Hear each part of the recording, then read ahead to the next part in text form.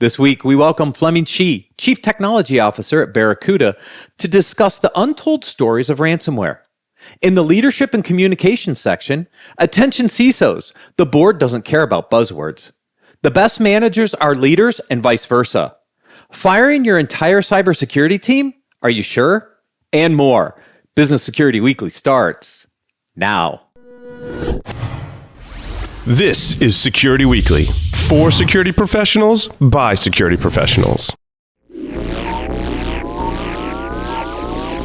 Broadcasting live from G-Unit Studios in Rhode Island, it's the show where we explore the business of security to improve the security of business. Your trusted source for actionable insights on leadership, communication, and innovation. Get ready for Business Security Weekly. Cloud security compliance doesn't have to be complicated. Whether your business is migrating to the cloud or a seasoned cloud service provider, Bar Advisory can help you simplify security and compliance frameworks, including SOC, ISO, and HITRUST. As an extension of your team, Bar specialists will put your people first and empower them with the knowledge and tools needed to stay secure and compliant at every stage of your business growth. Learn how Bar can help your company build trust with consumers and become cyber resilient at securityweekly.com/Bar Advisory. That's BARR Advisory. Managing and protecting the world's grueling number of endpoints, enabling Tanium's customers to see, control, and protect every endpoint everywhere. Tanium's mission is to provide certainty in uncertain times with the industry's only converged endpoint management, trusted by the U.S. military and the majority of the Fortune 100. Today, Tanium helps manage and protect nearly 30 million endpoints. Tanium, the power of certainty. Visit securityweekly.com/Tanium to learn more. Is your organization finding it difficult to achieve compliance and scale its security posture? As G2's highest rated cloud compliance software, Drata streamlines your SOC 2, ISO 27001, PCI DSS, HIPAA, GDPR, and many more security frameworks, and provides continuous 24-hour control monitoring so you can focus on scaling securely. Drata is also the only compliance automation platform with a private tenant database. That's like having your cake and securing it too. Listeners of Business Security Weekly get 10% off Drata by visiting securityweekly.com/Drata. That's DRATA. Welcome to Business Security Weekly. This is episode number 278, recorded September 26, 2022. I am your host, Matt Alderman. Joining remotely are my co-hosts. First, Mr. Jason Albuquerque. Hey, Matt, What happened to Mac, dude? I don't know, man, but I hope his ankle's not broken. No, I heard it's a high sprain on his ankle, so that's good to go. He's probably going to be out a couple of weeks. But yeah, I'm going to chalk this season up to yet another rebuilding year. Your Browns did pretty well, though. Not too shabby, man. Yeah, but that's after like 15 years of rebuilding seasons. I feel it. I know. Also joining remotely today, my second co-host, Mr. Tyler Robinson. Welcome, Tyler. Thanks, Matt. Sometimes rebuilding takes a couple decades. I mean, look at all of us. Yeah. Decades. Don't miss any of your favorite Security Weekly content. Visit securityweekly.com/subscribe to subscribe to any of our podcast feeds and have all new episodes downloaded right to your phone. You can also join our mailing list, Discord server, and follow us on social media and our streaming platforms. This segment is sponsored by Barracuda. To learn more, please visit securityweekly.com/Barracuda. Fleming Shi joined Barracuda in 2004 as the founding engineer for the company's web security product offerings, helping to create the first version of Barracuda's message archiving product and paving the way for expansion into new content security product areas. As Chief Technology Officer, Fleming leads the company's threat research and innovation engineering teams in building future technology platforms to deliver continued success in our security and data protection products. Fleming, always a pleasure. Welcome back to Business Security Weekly. Thank you for having me again. Yeah, definitely. It's a pleasure always meeting you guys and have this podcast. It's really fun. I always loved, sitting down with you and catching up because you cover so much research, and it's always fun to kind of pick your brain on the latest innovation and kind of what's going on. We're going to talk ransomware today. You guys have done an updated kind of research study on ransomware. And before we kind of dig into to some of the different stories, as I was going through the blog post, I looked at something. It seemed a little off to me. Attacks are rising, but incident responses are decreasing. Like, how does that happen? Like, how do you see more attacks, but then less response? Does that mean we're better prepared? I think to some degree, yeah. And also, it's also difficult for organizations to immediately be able to respond with the right tools. So I think people are retooling at the same time. I think there's some, preparation that's done, as well as just overall threats are, even they're trying, the amount of actual, I would just say, defense in place, and also the ability to eventually track down the wallets, and all these things are kind of starting to ramp up, which is a good sign. And less people paying ransom and finding ways through it. As I mentioned in the report, there are probably more attacks, always, but the ones that speak up are still going to be pretty rare, right? There's a lot of untold stories, and hence why we talked about some of the examples through our SOC-as-a-Service. Yeah. Yeah, and we'll get into some of those stories because I think they're interesting to talk through kind of how the attack propagated, which will lead us into a set of recommendations at the end. Like, what are the things organizations need to do to be better prepared? But that was kind of the first thing that popped out to me was attacks on the rise, responses down, which meant I was hoping you would say, yes, we're better prepared, but still working through that evolution, I guess. Yes, I think there's some transition right now where people are getting either service providers to help them, as well as just basically getting the right tool set. This last couple of years, XDR has been a major topic related to getting signals in and, be able to respond correctly. So I think, to that degree, people are still adjusting to it. But I will still say there's better outcomes these days when you start seeing the law enforcement and others are able to help out. Yeah. Yeah. Do you think we'll eventually see the shift where companies and enterprises that are now better equipped were able to combat a lot of the ransomware? It's not going to be as big a deal. Do you think we'll see that shift to the smaller business or even the consumer where the ransoms have went down? You're now talking about, say, a $500 ransom to get all your pictures back, or maybe your mobile phone gets ransomed and it doesn't work, and now you're talking like a $50, PayPal. Are we going to see that eventual evolution because of the enterprise getting more secure? I do, actually. I think the possibility of actually overall just the amount of damage they're doing is eventually get to a degree where it's more distributed. The point I'm trying to make is they're probably going to have a hard time getting to the bigger targets because a lot of people are paying attention to it. In fact, people are getting arrested and the criminals are getting cracked down, right? So I think they probably will go for lower entry, to find ways to get their attacks out there and basically do smash and grab. But still, the big ones that's basically being publicized quite a bit are still very severe. I think, obviously insurance companies are paying attention because they want some proof of defense. Just like when we have our homes, they want to have all the alarms in the right places and be ready before they give you, the insurance coverage, right? So similarly, I think we're going to see that trend as we get more prepared. The only hard part for the smaller, medium-sized businesses is that, they don't have the resource or the people to run these tools, right? So they're going to turn to service providers, MSPs, MSSPs as well. The key there is to find the right one that can actually offer you the service and, be able to track their security as well.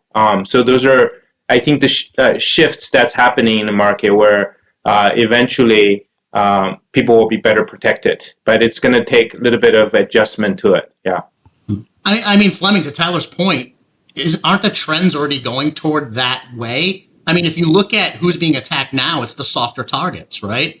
It's K through 12, it's municipalities, it's the smaller healthcare organizations. They're already starting to beat down the low-hanging fruit, softer targets, because it's getting more and more difficult to attack the enterprise, right? So I think the trend is playing out. We're watching it play out based on some of the data that your report is showing.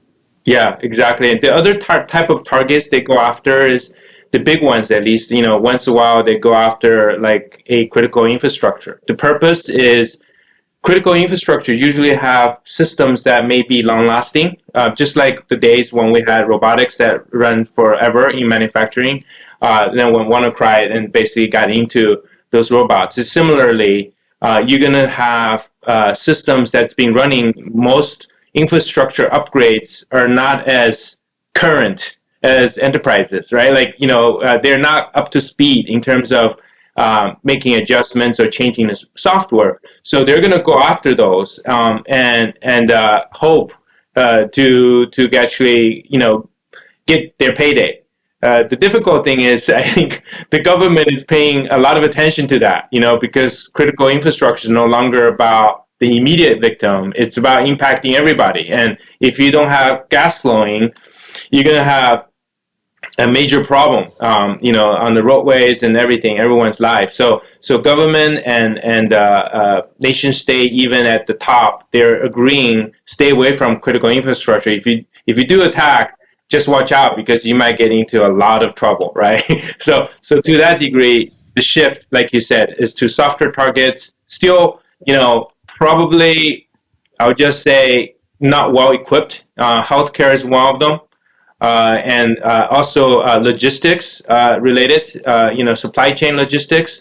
All those are potential targets that's problematic. Yeah. Do you see a lot of the blend of ransomware? I mean, we see ransomware, there's obviously the extortion, there's obviously monetary value in this. Yeah. However, there's also a lot of disinformation, misinformation, smoke and mirrors leverage for things like nation state to kind of blend in, provide attribution, have good smoke coverage for supply chain attacks, long-standing attacks. Do you see that changing at any point in time, or do we see that as always being a maintained level of cover? Yeah, I think that's a really good conversation to have right here, Tyler. One of the things I see is that when nation state, when they say, "Hey, I'm going to attack with destructive malware," they really mean it, right? So I think you guys remember 2014, Sony released a movie Interview. It's called Interview. Then the Lazarus Group, which is North Korean, actually went after basically Sony, right? Just a couple incidents several years back, but this year alone, we saw 4 or 5 attacks on Ukraine. Those are destructive malware. So basically, the point is they don't want to negotiate. They're actually out there to destroy your environment so you can't operate, right? So we're talking about the Whispergate, which happened in January. Then we have Caddy Wiper, Hermetic Wiper, and there's a bunch of wiperware.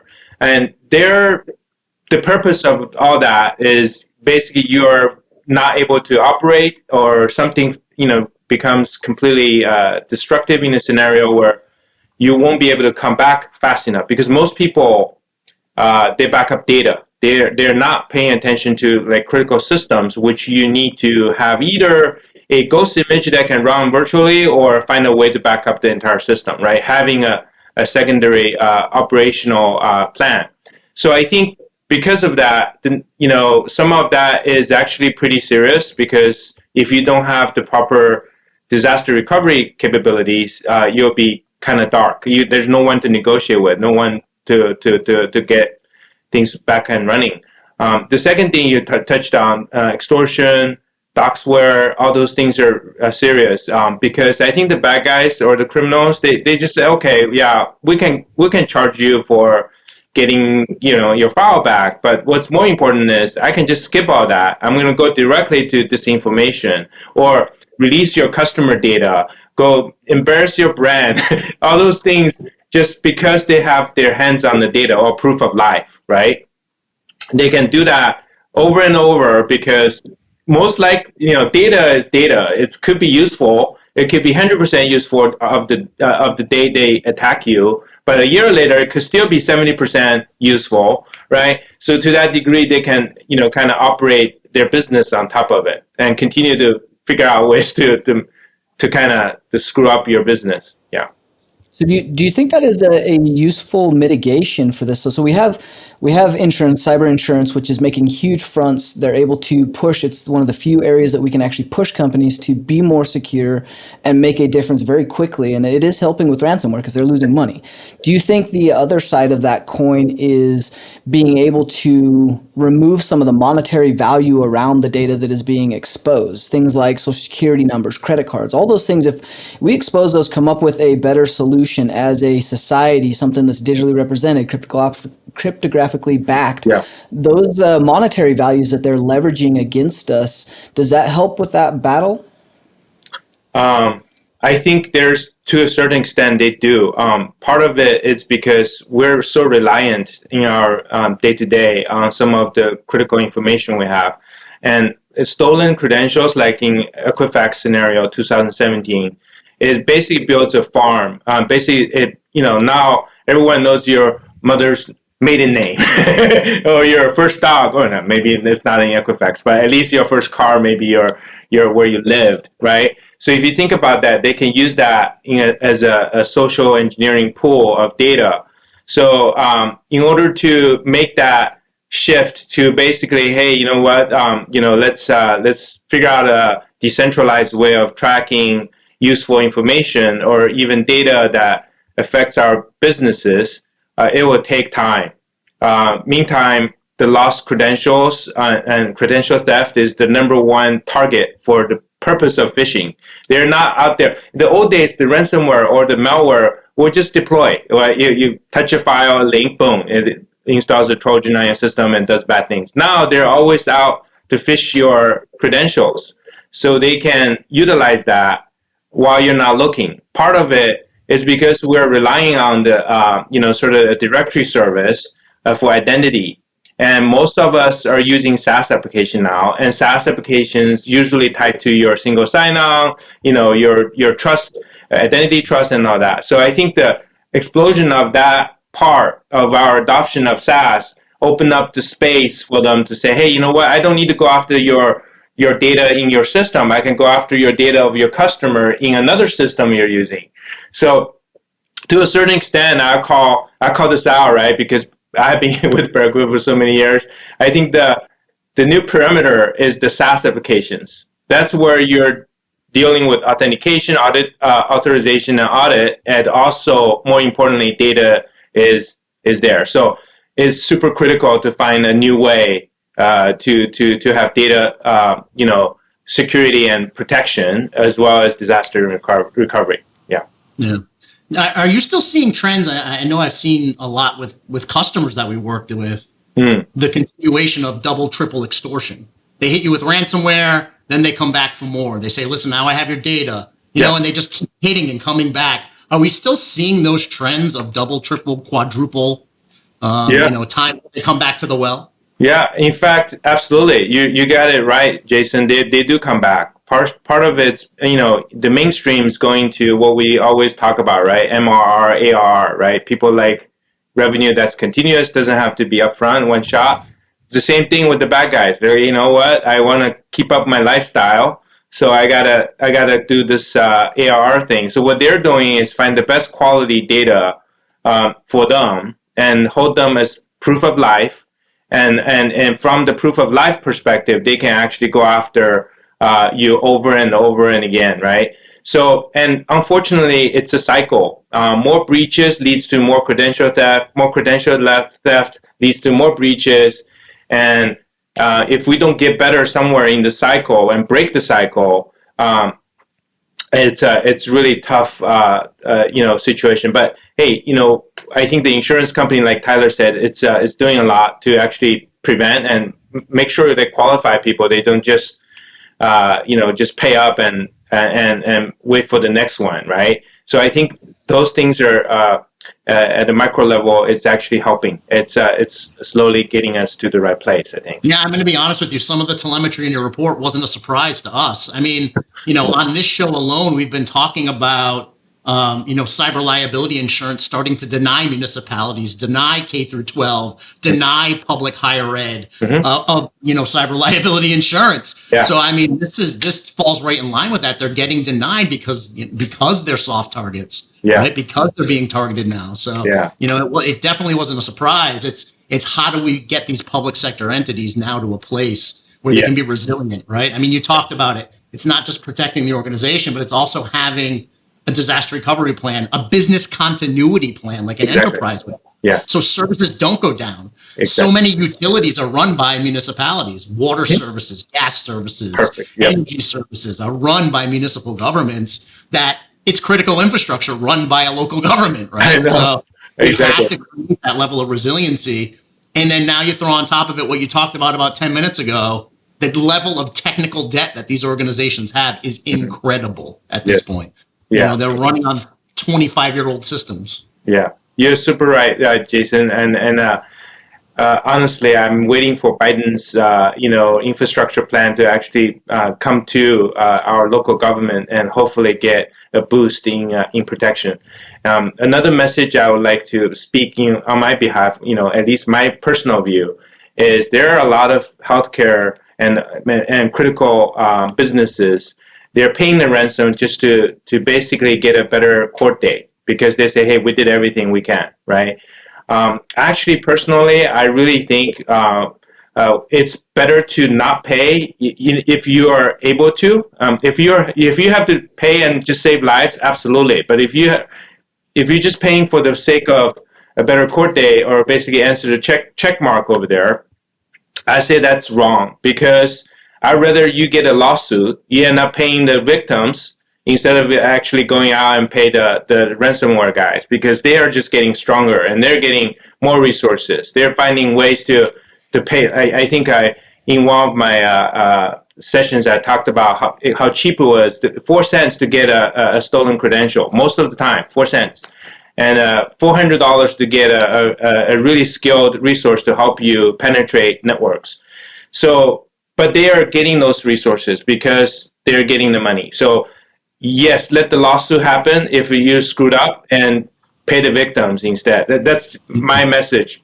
Right. It's such a difficult conversation because I've had this debate. I know. And I've had this debate with so many CEOs and CFOs. I agree with you wholeheartedly. Yeah. But, sitting over drinks with one of my last CFOs a couple of years ago, the conversation was, so you're going to tell me when I'm losing $1 million a day in revenue that I'm not going to pay that ransom? I don't think so. I'm paying the ransom, right? So that's the difficult conversation that I'm having with CFOs. Yeah. They're like, business risk, revenue generation, customer outages, and they're like, nah, screw that. Yeah. I'm just going to get the business back up and running. Yeah. It's just such a hard conversation. Yeah, it's a really fine balance you have to figure out. Well, one thing I do want to touch on is these days are not just getting your business back and running. Maybe you can get that going, but if you have to pay for, the bad guys are just going to anyway destroy your brand, right? They're going to, I've seen so many situations where payment was made. They anyway release the data, right? Like your customer data and all that. So the point is, No, agreed. And I mean, I've gone down the path of, all right, here's what you're going to get in fines. Here's what you're going to get, go down that path of total cost. Let's call it total cost of breach, right? But I mean, that's the conversation those leaders are still having. It's tough. I think the big disconnection that we really have to keep highlighting for the executives is you're not dealing with another business entity. Yeah. It may seem like it. They're very professional. They have their help desk. Right. They respond and correspond in email very, very well. This is not a business entity. These are criminals. These are people, bad guys. Once you hit that quadruple extortion, you start to think about the long-term standing for your executives. Now you need to have tabletops and protection for their identity, anything that came out on their financials, all of those quadruple extortion things, those are always going to be a risk. So now you're not evaluating a risk from business to business, you're evaluating a risk from business to attacker, business to adversary. Yeah. That should be an entirely different risk category and needs to be considered differently. Yeah, we I call agree, it Tyler. human risk management, by the way, Tyler, because it is the human Oh, risk thank you. element of this that's driving exactly this, right? Because Fleming, when we get down to the bottom of the report, because I want to get to kind of like what do we do about it, there are certain things that we've known for a long time that just still occur, right? We know that it's phishing. We know that it's credentials. We know that it's once they have those credentials, it's either brute force or trying to find other ways to gain access to these systems. That hasn't changed in 20 plus years. Like this is the entry point for most of these attacks, whether it's a breach, a ransomware attack, or whatever. So I guess the question becomes, if we've known this for 20 years, what do we have to do differently going forward? Because I just have not seen us take it seriously enough to actually do it. Yeah. I think part of it has to do with just when people are facing the incident, they suddenly have all the creative ideas, right? Like, God, let's do this, let's do that. But when they're not facing it, they seem to lag, I just say. If you look at, the report, we talked about the use case where brute force, it's a VPN termination, which basically didn't have multi-factor, right? Yes, MFA can also be hacked if you are, especially using push notification. You're going to get overwhelmed, and the human factor is like, I had enough, boom, approved, boom. The next thing you know, they're getting, right? But, there are better tools out there, right? Forget the push notification. Use like a code generator or for MFA. You can do that even with today's technology. Also, every device now has a TPM chip, right? A trust platform module, which allows you to tie the device to you. So it doesn't matter which credentials you're using. If the device is out of your hand or someone's using a different device with your credential, you can disqualify that authentication request, right? So if you think about the future is pretty bright. Like I feel like there are technology that will help us to get to a point where it will be. A lot of it is the usability and the user experience of it, because the more security usually tend to drive less user experience and usability, right? So if we find that little nice medium, people are like used to it, and it doesn't feel like it's too much over provisioning or over torque, then they will probably use those security tools. And I believe in the future, device and identity, that whole package is the right way of actually going about it. So you don't have to use the password, not even MFA. In this case, it will be a trusted device biometrically authenticating you all the time, right? So. Yeah, and I think the challenge is we have so many security tools. So the CISOs deal with so many different vendors and products, right? That it's like, where do I focus my dollars and my resources, right? And this is one of the challenges we're trying to solve on the Living Security side, which is where are the pockets of risk to identify what are the right mitigation steps? Is it more training? Is it multi-factor authentication? Is it password managers? Is it better phishing capabilities? Like, what is it? Because otherwise, you're going to try to throw the whole kitchen sink at this problem, but we know that's not making any dents in the results, at least in its current state. And so I think pinpointing where those pockets of risk are, looking at technologies that you can implement in a seamless, kind of less friction-based way would probably move the needle in certain areas. We're just not taking that kind of scalpel to it. We're just kind of taking the old hacksaw to it. Yeah. To many degrees, you touched on something that's important. I definitely wanted to share. One of the things we're starting to map is all the incidents to the MITRE attack framework. The reason we do that is not a lot of products actually do really well efficacy-wise in a particular phase of the attack, but they're not really able to connect the dots when the attacks are multi-phase and multi-month, right?